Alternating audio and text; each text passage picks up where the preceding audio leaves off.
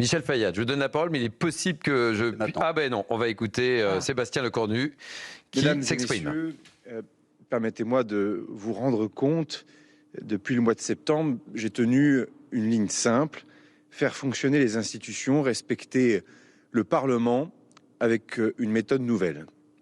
Assumer les responsabilités, repousser le désordre, en un mot, apaiser, remettre du calme. Cela impose de la retenue, une volonté sincère de dialogue et une forme d'exigence collective. L'Assemblée nationale ressemble aux Français, peut-être encore plus aujourd'hui qu'hier. Elle est le fruit de vos choix, elle reflète vos doutes, vos désaccords, pour ne pas dire parfois nos divisions, vos inquiétudes, mais elle dit aussi quelque chose de votre exigence à ce que vos responsables politiques travaillent ensemble, s'entendent, comme dans tant d'autres démocraties, comme d'ailleurs tout à chacun doit le faire dans sa vie personnelle ou professionnelle, comme le font des milliers d'élus locaux au quotidien dans les conseils municipaux. Pour sortir de la crise à l'automne dernier, j'ai pris un engagement clair. Ne pas gouverner contre le Parlement comme si la majorité était absolue. Ne pas gouverner comme avant, ne pas confisquer le débat budgétaire, ne pas utiliser le passage en force comme un réflexe, obliger les formations politiques à repartir des contraintes réelles qui pèsent sur le pays pour travailler sur le fond. Et pour tout cela, déconnecter, je l'ai dit de nombreuses reprises, l'action du gouvernement de tout agenda électoral à l'approche notamment de l'élection présidentielle. Cet engagement, nous l'avons tenu. Le projet de loi de financement de la sécurité sociale, vous le savez, a été longuement discuté, amendé, puis adopté par le Parlement. C'est un texte solide, il protège notre modèle social, il garantit l'accès aux soins, il engage des économies réelles, même si on le sait tous, elles devront être largement prolongées pour résorber le déficit trop important. Mais surtout, cet exercice unique depuis 2022 a permis de ramener du calme, de montrer que la démocratie parlementaire peut encore décider, que le travail des parlementaires peut aboutir à des choix politiques, même s'ils ne sont pas ceux d'un seul camp à la fin. Mais la situation est hélas bien différente pour les discussions sur le budget de l'État, après pourtant 350 heures de débat. Depuis Noël, celles-ci sont entravées. La commission mixte paritaire a échoué, le Sénat n'a pas trouvé de compromis avec l'Assemblée. Au sein même de l'Assemblée nationale, certains ont choisi le blocage, en commission des finances comme en séance. La France insoumise et le Rassemblement national, chacun à leur manière, ont bloqué ce travail et ont méthodiquement rendu le texte incohérent et donc à la fin invotable. Ce n'est pas une divergence de fond, c'est une stratégie cynique et profondément délibérée. J'avais fait le choix de laisser le pouvoir au Parlement, de débattre, puis de décider jusqu'au bout de la procédure. Je regrette qu'à cause de certains, quelques-uns, cela ne soit pas possible, comme ce fut le cas avec succès en décembre dernier pour le financement de notre sécurité sociale. Cette semaine encore, en plein milieu des discussions budgétaires, 2 motions de censure ont été déposées par le RN et la France insoumise sur le traité entre l'Union européenne et le Mercosur. Motion complètement déconnectée de la réalité, alors même que la France vote contre ce traité, alors même que la situation internationale exige de la visibilité, de la stabilité et du sérieux, alors même que le pays a besoin d'un budget. Pour autant, tout ne s'est pas arrêté ces derniers jours. De longues réunions de travail ont eu lieu, elles ont permis des échanges sérieux, souvent exigeants, avec des groupes parlementaires qui soutiennent le gouvernement, mais aussi avec des groupes qui sont clairement dans l'opposition au gouvernement. Avec tout simplement, d'ailleurs, pour résumer les choses plus simplement, des députés et des sénateurs qui veulent tout simplement faire leur travail. C'est par ce travail précisément de fond que nous avons pu malgré tout avancer. Et c'est ce travail qui permet aujourd'hui au gouvernement de proposer des évolutions importantes du projet de budget pour cette année 2026. Le budget doit dire ce que nous protégeons, ce que nous finançons, ce que nous réformons aussi, comment nous redressons nos comptes publics, faisons des économies sans casser le pays, sa croissance, dans la justice et dans l'équité. Je tiens à le dire, le gouvernement ne renoncera pas au compromis. Et nous continuerons de travailler avec les groupes parlementaires qui ont eu le courage de faire passer l'intérêt général avant leurs intérêts partisans.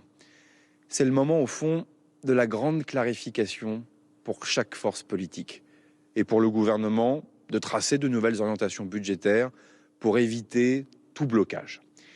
Je n'hésite pas à dire que ce budget va être différent du budget initial. Il est meilleur, il peut rassembler et il est, je le crois, responsable. Il traduit des choix politiques, il n'obéit pas à la seule logique comptable, il conforte des engagements pour la France, il respecte le travail, les efforts et les attentes de nos concitoyens. D'abord, pour le pouvoir d'achat des travailleurs. Je l'avais dit lors de ma déclaration de politique générale, et si le budget pour la sécurité sociale a permis de sanctuariser les droits de celles et ceux qui ont travaillé toute leur vie et qui donc aujourd'hui sont à la retraite, le budget de l'État doit lui traduire une priorité claire, être du côté des travailleurs. Parce que c'est le travail qui doit augmenter le pouvoir d'achat des Français. Et beaucoup de nos concitoyens qui font fonctionner notre pays, travaillent de nuit, font des heures supplémentaires et pourtant gagnent le SMIC ou un peu plus que le SMIC.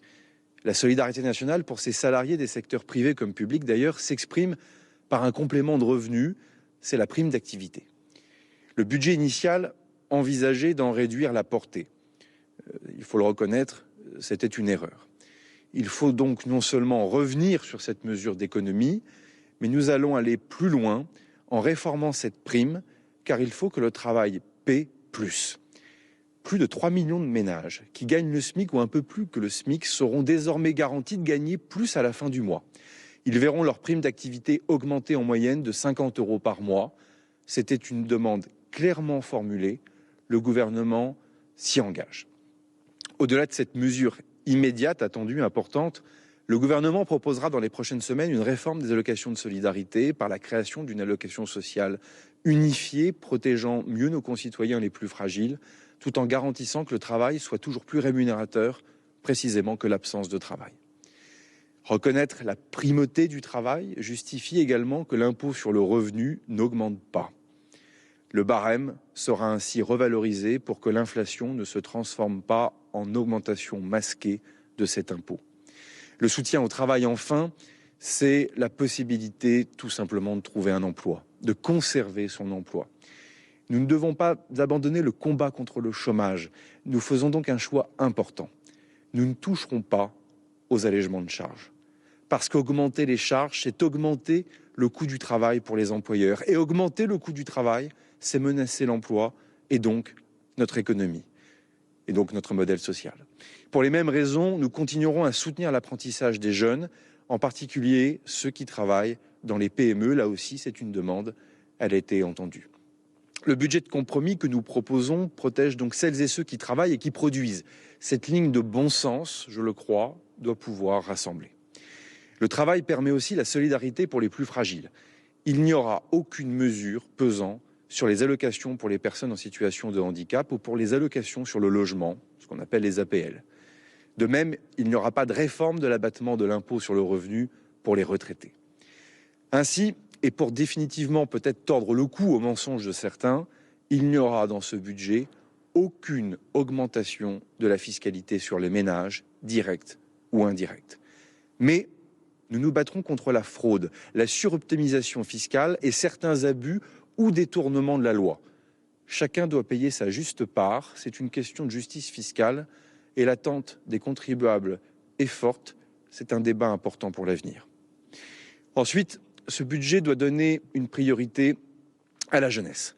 Les bourses étudiantes seront maintenues. Pour tous les étudiants, le repas à 1 € au restaurant universitaire sera une réalité à compter du mois de mai. Les universités et les organismes de recherche verront également leurs moyens renforcés pour respecter les engagements de la programmation pour la recherche qui a été votée par le Parlement. Dans l'éducation nationale, 2000 postes supplémentaires seront créés, notamment pour accueillir, et c'est une priorité, nos enfants en situation de handicap. Troisième priorité, elle est attendue, c'est le logement. Ce poste ampute de plus en plus le pouvoir d'achat des ménages. La construction de logements dans notre pays est insuffisante, ce qui n'est pas sans impact économique sur certaines filières comme la construction. Il faut donc des mesures d'urgence et des mesures structurelles. La construction et la rénovation de logements abordables est d'abord la responsabilité des bailleurs sociaux. Nous augmenterons donc leurs moyens de 400 millions d'euros pour qu'ils construisent plus et rénovent mieux. Mais nous ne devons plus opposer investissement public et investissement privé, comme ce fut le cas malheureusement depuis trop longtemps. Il faut donc aussi relancer l'investissement locatif privé. Nous poserons ainsi les bases d'un statut du bailleur privé. Nous maintenons par ailleurs MaPrimeRénov'. C'est un dispositif utile, efficace, mais nous lutterons davantage contre les abus et les détournements encore trop nombreux qui abîment la réputation du dispositif. Autre priorité, et vous le savez, nous en avons beaucoup parlé, c'est l'agriculture. Je confirme que les engagements pris par le gouvernement et la ministre ces derniers jours seront tenus, et la crise que nous connaissons justifie d'ailleurs pleinement de ne pas voir les débats au Parlement s'enliser, comme ce fut le cas cette semaine. Cinquième priorité, c'est la nécessité de réaliser des économies structurelles, justes, efficaces. L'État fait des efforts, sans démagogie et loin des idées pseudo-miraculeuses que l'on peut voir ici ou là dans la presse ou dans les débats. Mais la réalité, c'est que pour la première fois, les dépenses des ministères en euros courants seront inférieures à celles de l'année dernière.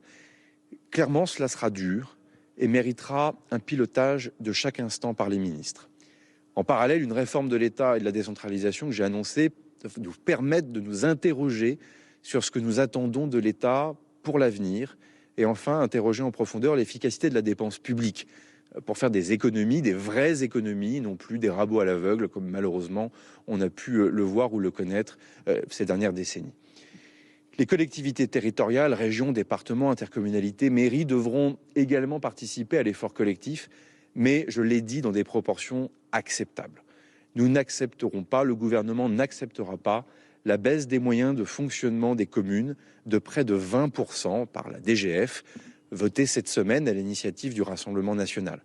À quelques semaines des élections municipales, nos élus locaux doivent disposer des moyens d'agir et de la visibilité qui va avec. Et donc, nous serons au rendez-vous.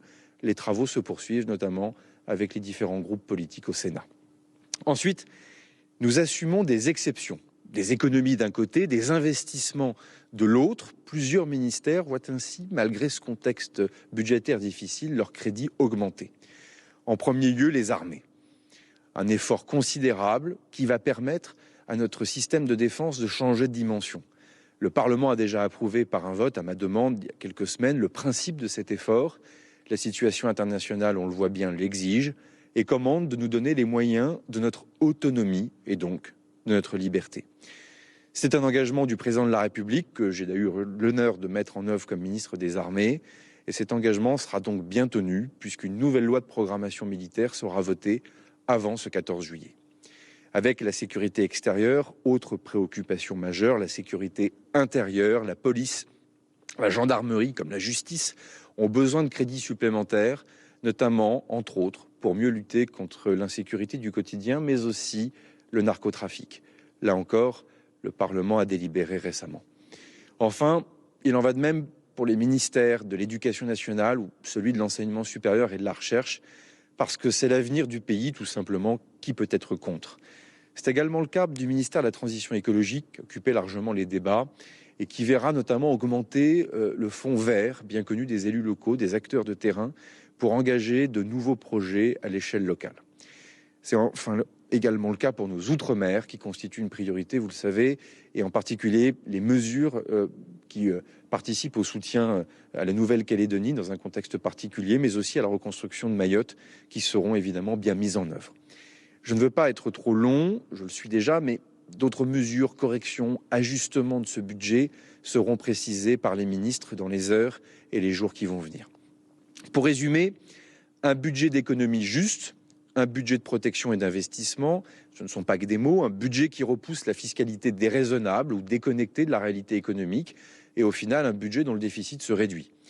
Je l'avais dit, le déficit ne devra pas dépasser 5%. En 2025, les deux gouvernements successifs ont tenu le déficit à moins 5,4%, pardonnez-moi, et ce n'était pas facile, mais c'est fait. Cette année, nous serons à 5% de déficit. Nous y arriverons, et si la croissance est soutenue, et d'ailleurs la stabilité politique y contribue, ce sera sans doute peut-être moins. La France tient ses engagements. La France est gouvernée, la France doit rester crédible, dans un moment où, je l'avais dit dans cette cour lors de ma nomination par le président de la République, la vie politique intérieure ne peut ignorer et se décaler autant de la situation internationale et de ses nombreux dérèglements. Nous sommes la France, et il faut le redire, il n'est pas question de se laisser aller au déclin sans réagir et sans tout tenter. Pour conclure, je voudrais vous dire à titre peut-être plus personnel que je ressens une réelle déception, mais aussi de l'inquiétude à voir une partie de la classe politique préférer le blocage au travail et une certaine tristesse à voir la vie parlementaire n'avoir fonctionné jusqu'au bout que pour un seul des 2 textes budgétaires qui a été proposé au débat. J'ai voulu une approche nouvelle, je n'y renonce pas pour autant. Même si la vie des partis politiques et des appétits liés à la prochaine campagne présidentielle ont parfois eu raison du bon sens et de la responsabilité. La mienne, en tout cas, est d'aller au bout de la mission qui m'a été confiée, donner un budget à la France, servir tout simplement son pays. Et pour tout cela, je vous en remercie.